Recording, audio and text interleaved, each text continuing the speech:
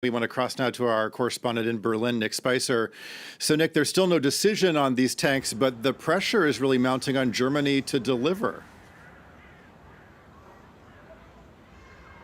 Yeah, the decision was a non-decision. We were told last night from a defense ministry spokesman there would be a decision in the coming hours, if not then Friday morning, this morning, and the defense minister spoke just briefly, a little while ago, and he said there is no decision. It will be the chancellor who makes the decision, makes the announcement.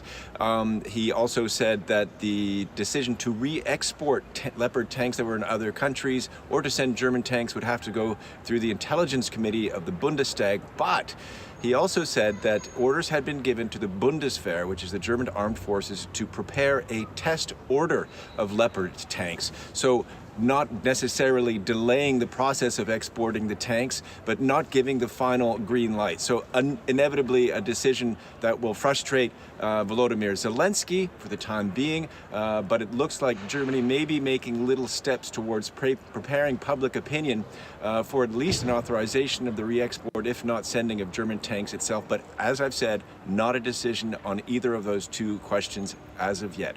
Nick, it's been a sea change for Germany since the beginning of the Ukraine war, hasn't it?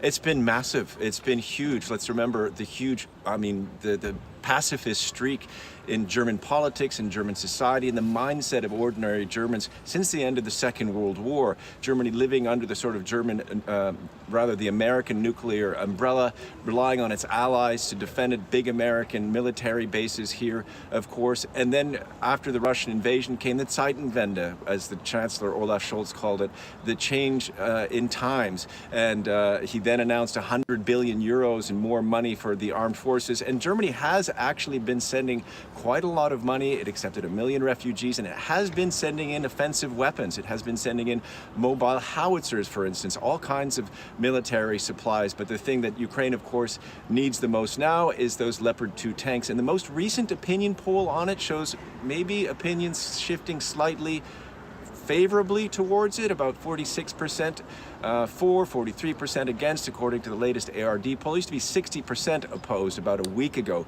So it looks like people may be slowly getting used to the idea of sending those tanks. Olaf Scholz is, if anything, a methodical decision maker, not the best communicator. It may be he who will make the final announcement. It's likely to be him, since it's he who makes the final decision about the sending of those Leopard 2 tanks. And I think he's just taking the time to prepare public opinion for whatever decision he takes.